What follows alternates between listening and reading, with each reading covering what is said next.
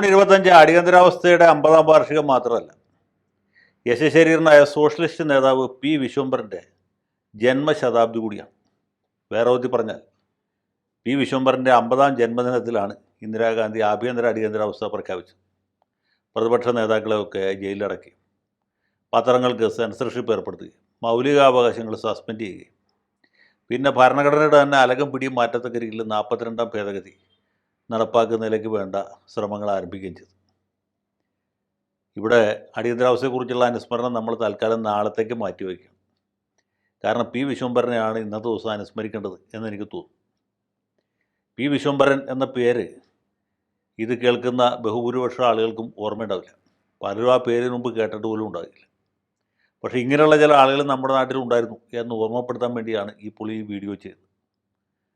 അല്ലെങ്കിൽ നിലമ്പൂർ ഉപതെരഞ്ഞെടുപ്പിനെക്കുറിച്ചോ വേറെ ഏതെങ്കിലും വിഷയത്തെക്കുറിച്ചോ ഒരു വീഡിയോ ചെയ്താൽ ഇത് കാണുന്നതിൻ്റെ 7 ഇരട്ടി ആളുകൾ കാണും എന്നെനിക്ക് ഉറപ്പുണ്ട്. പക്ഷേ അങ്ങനെയല്ല. വ്യൂവർഷിപ്പ് അല്പം കുറഞ്ഞാലും ഇതുപോലെയുള്ള മഹാത്മാക്കളെ നമ്മൾ എപ്പോഴെങ്കിലുമൊക്കെ അനുസ്മരിക്കണം എന്നുള്ളത് കൊണ്ടാണ് ഈ ഉദ്യമത്തിന് തുനിയുന്നത്. പി വിശ്വംഭരൻ തെക്കൻ തിരുവിതാംകൂറിൽ നിന്നുള്ള ഒരു സ്റ്റേറ്റ് കോൺഗ്രസ്സുകാരനായിരുന്നു. ഇന്ത്യക്ക് സ്വാതന്ത്ര്യം കിട്ടുന്നതിന് മുമ്പ് തിരുവിതാംകൂർ നാട്ടുരാജ്യമായിരുന്നുകൊണ്ട് ഇന്ത്യൻ നാഷണൽ കോൺഗ്രസ് അവിടെ പ്രവർത്തിച്ചിരുന്നില്ല. സ്റ്റേറ്റ് കോൺഗ്രസ് എന്ന പേരിലാണ് ഈ സംഘടന പ്രവർത്തിച്ചത്. പട്ടം താണുള്ള സാറായിരുന്നു അതിൻ്റെ പരമോന്നത നേതാവ്. പിന്നെ T M Varghese, C Keshavan, A J John, ഇങ്ങനെയുള്ള ഗടാഗടിയന്മാരായിട്ടുള്ള നേതാക്കന്മാരുണ്ട്. അന്ന് താരതമ്യേന ചെറുപ്പക്കാരനായിരുന്ന ഒരു വിദ്യാർത്ഥിയായിരുന്ന പി വിശ്വംഭരൻ ഈ ദേശീയ പ്രസ്ഥാനത്തിൽ ആകൃഷ്ടനായി അദ്ദേഹം വിദ്യാർത്ഥി പ്രസ്ഥാനത്തിൽ കൂടിയാണ് സജീവ രാഷ്ട്രീയത്തിൽ വന്നത്. അദ്ദേഹം കുറച്ചുകാലം പത്രപ്രവർത്തകനായിട്ടും പ്രവർത്തിച്ചിട്ടുണ്ട്. മാതൃകാപരമായ രീതിയിൽ പത്രപ്രവർത്തനം നടത്തിയ ആളാണ്. വിദ്യാർത്ഥി രംഗത്തും യുവജന രംഗത്തും വ്യക്തിമുദ്ര പതിപ്പിച്ച ആളാണ്. താരതമ്യേന ചെറുപ്പത്തിൽ അദ്ദേഹം തിരുക്കൊച്ചി നിയമസഭയിലേക്ക് തിരഞ്ഞെടുക്കപ്പെട്ടു. 1954 നിയമമണ്ഡലത്തിൽ നിന്നാണ് ജയിച്ചത്. കോൺഗ്രസിൻ്റെ പ്രഗത്ഭനായ ജി ചന്ദ്രശേഖരപിള്ളയാണ് അദ്ദേഹം തോൽപ്പിച്ചത്. അപ്പോൾ ഈ പട്ടം താണുപിള്ള സാർ കോൺഗ്രസിൽ നിന്ന് രാജിവെച്ച് പി എസ് പി ഉണ്ടാക്കിയപ്പോൾ, പി എസ് പി അല്ല, ആദ്യം ഐ എസ് പിയിലാണ് ചേർന്നത്. ഐ എസ് പി പിന്നീട് പ്രജാ പാർട്ടിയുമായിട്ട് ലയിച്ചപ്പോഴാണ് പി എസ് പി ആയിട്ട് മാറി. അങ്ങനെ പി എസ് പി ആയപ്പോൾ അദ്ദേഹത്തോടൊപ്പം പി എസ് പിയിൽ ചേർന്ന ആളാണ് നമ്മുടെ കഥാപുരുഷനായിട്ടുള്ള വിശ്വംഭരൻ. അവരുടെ ഒരു പ്രധാനപ്പെട്ട നേതാവ് താത്വിക ആചാര്യൻ എന്ന് പറയുന്നത് പൊന്നറ ശ്രീധരനായിരുന്നു. പൊന്നറ ശ്രീധരൻ്റെ കൈ പിടിച്ചിട്ടാണ് ഇദ്ദേഹം സോഷ്യലിസ്റ്റ് പാർട്ടിയിൽ വന്നത്. അന്ന് മുതൽക്ക് മരണം വരെ സോഷ്യലിസ്റ്റ് തന്നെയായിരുന്നു. ഗാന്ധിയൻ സോഷ്യലിസ്റ്റ് എന്ന് പറയുന്നത് കൂടുതൽ ശരി. ഇദ്ദേഹം ഗാന്ധിയുടെ ആദർശങ്ങളിൽ ആകൃഷ്ടനായിട്ടാണ് രാഷ്ട്രീയത്തിൽ വന്നത്. ആ മരണം ഗാന്ധിയനായിരുന്നു. അങ്ങനെ അത് 1954 ജി ചന്ദ്രശേഖരപിള്ളയെ തോൽപ്പിച്ച് നിയമസഭയിലെത്തുന്നു. 56 ആ നിയമസഭ പിരിച്ചുവിടുന്നു. 57 ഇദ്ദേഹം വീണ്ടും നിയമത്ത് മത്സരിക്കുന്നുണ്ട്. പക്ഷേ കമ്മ്യൂണിസ്റ്റ് സ്ഥാനാർത്ഥിയോട് പരാജയപ്പെടുന്നു. 1960 ഇടക്കാല തെരഞ്ഞെടുപ്പിൽ അദ്ദേഹം വീണ്ടും മത്സരിക്കുന്നു, ജയിക്കുന്നു. ആ നിയമസഭയുടെ കാലാവധി പൂർത്തീകരിക്കുന്നവരെ, 64 നിയമസഭ പിരിച്ചുവിടുന്നവരെ അദ്ദേഹം MLA ആണ്. വളരെ ശ്രദ്ധേയനായ ഒരു സാമാജികനായിരുന്നു അദ്ദേഹം. അത് കഴിഞ്ഞ് 1967 ഇദ്ദേഹം തിരുവനന്തപുരം മണ്ഡലത്തിൽ നിന്ന് പാർലമെൻറ്റിലേക്ക് തിരഞ്ഞെടുക്കപ്പെട്ടു. ആ പാർലമെൻറ്റിൻ്റെ കാലാവധി പൂർത്തീകരിക്കുന്നതിന് മുമ്പ് ഇന്ദിരാഗാന്ധി പിരിച്ചുവിട്ടു. 1971 വരെ അദ്ദേഹം ആ സ്ഥാനത്ത് തുടർന്നു. 71 അദ്ദേഹം മത്സരിച്ചില്ല എന്നാണ് എൻ്റെ ഓർമ്മ. അപ്പോഴേക്കും സോഷ്യലിസ്റ്റ് പാർട്ടി പലതവണ പിളർന്നു. ഈ സോഷ്യലിസ്റ്റ് പാർട്ടിയുടെ ഒരു പ്രത്യേകത ഇതാണ്, അത് ദൈനംദിന അടിസ്ഥാനത്തിൽ പിളരും. കേരള കോൺഗ്രസിനൊക്കെ മാർഗദർശകമായിട്ട് പ്രവർത്തിച്ച ഒരു പാർട്ടിയാണ് സോഷ്യലിസ്റ്റുകൾ. ആദ്യം ISP ആയിരുന്നു, പിന്നെ PSP ആയി, പിന്നെ വെറും SP ആയി, പിന്നെ SSP ആയി, പിന്നെ അതിലൊരു വിഭാഗം ലോക്ദളിൽ ലയിച്ചു, ഒരു വിഭാഗം ലയിച്ചില്ല. അവർ വെറും സോഷ്യലിസ്റ്റ് പാർട്ടിയായിട്ട് നിലനിന്നു. പിന്നെ ഇവരൊക്കെ കൂടി ജനതാ പാർട്ടിയിൽ ലയിച്ചു. അടിയന്തരാവസ്ഥ കാലത്ത് അറസ്റ്റ് ചെയ്യപ്പെടാതെ പോയ അപൂർവത്തിൽ അത്യപൂർവം പ്രതിപക്ഷ നേതാക്കളിൽ ഒരാളായിരുന്നു പി വിശ്വംഭരൻ. എന്തോ കാരണത്താൽ പോലീസ് അദ്ദേഹത്തെ അറസ്റ്റ് ചെയ്തില്ല. അദ്ദേഹം കേരളത്തിൽ പല സ്ഥലത്തും നടന്ന് ഈ അടിയന്തരാവസ്ഥയ്ക്കെതിരായുള്ള പൗരപ്രതിഷേധം ശക്തിപ്പെടുത്തുന്നതിൻ്റെ ഭാഗമായിട്ട് പല സംഘടനകൾ പ്രവർത്തിച്ചു. എന്ത് കാരണത്താലോ അദ്ദേഹത്തെ പോലീസ് അറസ്റ്റ് ചെയ്യുകയോ 19 മാസം ജയിലിലടക്കുകയോ ചെയ്തില്ല. 1977 തെരഞ്ഞെടുപ്പിൽ അദ്ദേഹം വീണ്ടും തിരുവനന്തപുരത്ത് മത്സരിച്ചു. പക്ഷേ CPIയിലെ MM ഗോവിന്ദൻ നായരോട് തോക്കുകയും പിന്നീട് അദ്ദേഹം തെരഞ്ഞെടുപ്പ് രംഗത്തേക്ക് പോയില്ല എന്നാണ് എൻ്റെ ഓർമ്മ. അദ്ദേഹം പിന്നീട് ജനതാ പാർട്ടിയുടെ പ്രസിഡൻ്റായിട്ടൊക്കെ പ്രവർത്തിച്ചു. പിന്നീട് ജനതാ പാർട്ടി എന്ന് നമുക്കറിയാം പഴയ സോഷ്യലിസ്റ്റുകളെ നാണിപ്പിക്കുന്ന രീതിയിൽ ചിഹ്ന ഭിന്നമായിപ്പോയി. അദ്ദേഹം പിന്നെയും ഈ സോഷ്യലിസ്റ്റ് സംവിധാനത്തിൽ തന്നെ ഉറച്ചു നിൽക്കും, മരണം വരെ അതിൽ അന്ന് പിടിവിടാതെ നിൽക്കിച്ചു. അതാണ് പുള്ളിയൊരു പ്രത്യേകത. മറ്റ് പല സോഷ്യലിസ്റ്റുകളും പകുതിക്ക് വെച്ച് സോഷ്യലിസത്തോടൊക്കെ സലാം പറഞ്ഞ് വേറെ വഴിക്ക് പോയി. പക്ഷേ ഇദ്ദേഹം സോഷ്യലിസ്റ്റായിട്ട് തന്നെ തുടർന്നു. അദ്ദേഹം യാതൊരു സമ്പാദ്യവും ബാക്കി വെക്കാതെ ഈ ലോകവാസം പിടിച്ചു പോകുമ്പോൾ ആകെ ബാക്കിയിട്ടുണ്ടായിരുന്ന സൽപ്പേര് മാത്രമാണ്. രാഷ്ട്രീയത്തിൽ പുള്ളിക്ക് ഒരു പ്രധാനപ്പെട്ട ശിഷ്യനുണ്ട്. അദ്ദേഹത്തെ നിങ്ങൾക്ക് എല്ലാവർക്കും അറിയാം, നമ്മുടെ മുൻ മന്ത്രി മാത്യു ടി തോമസ്.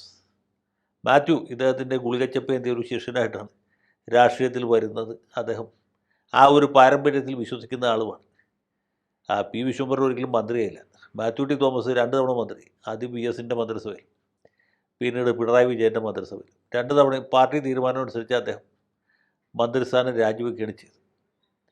ഈ രാജിവെച്ച് പോകുമ്പോഴും ഞാനൊരിക്കൽ അദ്ദേഹത്തെക്കുറിച്ച് പറഞ്ഞു, ഭാര്യയ്ക്ക് 2 പെൺമക്കൾക്കുമായിട്ട് സൽപ്പേര് മാത്രം ബാക്കി വെച്ച് പോയ ഒരാളാണ് അദ്ദേഹം.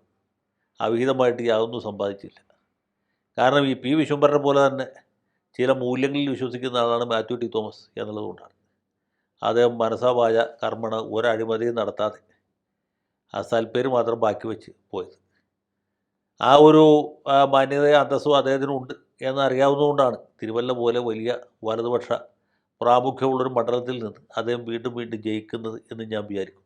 ഏതായാലും പി വിശ്വംഭരൻ രാഷ്ട്രീയത്തിൽ ഒന്നും സമ്പാദിച്ചില്ല എന്ന് പറയാൻ പറ്റില്ല. കാരണം ഇതുപോലെ ഒരുപാട് നല്ല ഓർമ്മകൾ ബാക്കി വെച്ചു, സൽപ്പേര് ബാക്കി വെച്ചു. പിന്നെ മാത്യുവിനെ പോലെ ഉത്തമനായ ഒരു ശിഷ്യനെയും ബാക്കി വെച്ചിട്ടാണ് അദ്ദേഹം കാലയവനിയയ്ക്ക് പിന്നിൽ മറഞ്ഞത്. ഇദ്ദേഹത്തെക്കുറിച്ച് അജിത് വെണ്ണിയൂർ എന്നയാൾ ഒരു പുസ്തകം എഴുതിയിട്ടുണ്ട്. അത് കേരള ഭാഷാ ഇൻസ്റ്റിറ്റ്യൂട്ടാണ് പ്രസിദ്ധീകരിച്ചിട്ടുള്ളത്. പി വിശ്വംഭരൻ ഗാന്ധിയൻ സോഷ്യലിസ്റ്റ് എന്ന ആ പുസ്തകത്തിൻ്റെ പേര്. പി വിശ്വംഭരനോട് ആത്മകഥ എഴുതണം എന്ന് പലരും ആവശ്യപ്പെട്ടു. പക്ഷേ സത്യസന്ധമായിട്ട് ആത്മകഥ എഴുതിയാൽ ജീവിച്ചിരിക്കുന്നവരും മരിച്ചവരുമായ ഒരുപാട് സോഷ്യലിസ്റ്റ് നേതാക്കന്മാരെക്കുറിച്ച് സത്യസന്ധമായ കാര്യങ്ങൾ എഴുതേണ്ടി വരും എന്ന കാരണത്താൽ അദ്ദേഹം അതിന് വിസമ്മതിക്കുകയാണ് ചെയ്തത്. അദ്ദേഹത്തിൽ നിന്ന് കിട്ടിയ വിവരങ്ങൾ വെച്ചിട്ടാണ് ഈ ജീവചരിത്ര ഗ്രന്ഥവും രചിച്ചിട്ടുള്ളത്.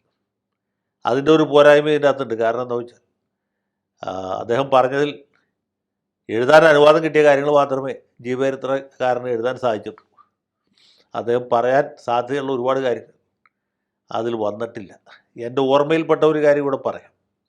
അത് 1964 ആർ ശങ്കറിൻ്റെ മന്ത്രിസഭയ്ക്കെതിരായിട്ട് PK കുഞ്ഞുസാഹിബ് അവിശ്വാസ പ്രമേയം കൊണ്ടുവന്ന് അത് ചർച്ച ചെയ്യുന്ന സമയത്ത് തിരുവനന്തപുരത്തുള്ള ചില ഈഴവ പ്രമാണിമാർ വിശ്വംഭരനെ അദ്ദേഹത്തിൻ്റെ താമസ സ്ഥലത്ത് ചെന്ന് കണ്ടു. ഇത് നമ്മുടെ സമുദായത്തിൻ്റെ ഒരു അഭിമാന പ്രശ്നമാണ്, അതുകൊണ്ട് വിശ്വംഭരൻ തീർച്ചയായിട്ടും അവിശ്വാസ പ്രമേയത്തെ എതിർക്കണം, നമുക്ക് ഇതിനെ എതിർത്ത് തോൽപ്പിക്കണം എന്ന് പറഞ്ഞു.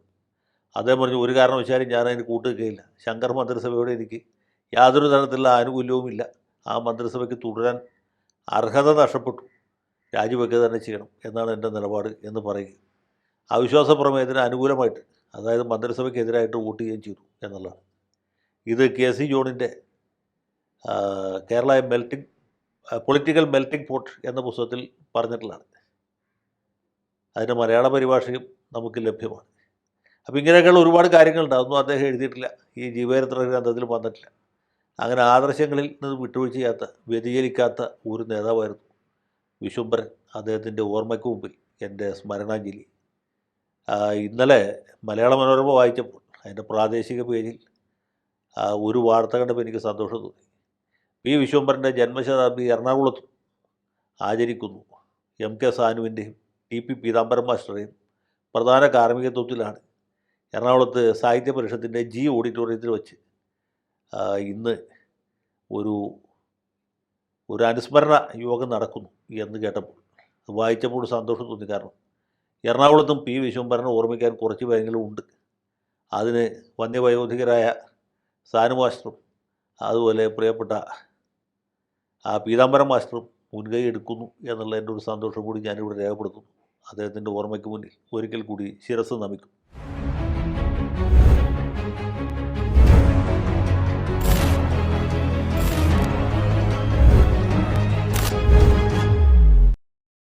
കൂടുതൽ വാർത്തകളും വിശേഷങ്ങളും നിങ്ങളിലേക്ക് എത്താൻ ABC മലയാളം സബ്സ്ക്രൈബ് ചെയ്യുക, ബെൽ ബട്ടണും അമർത്തുക.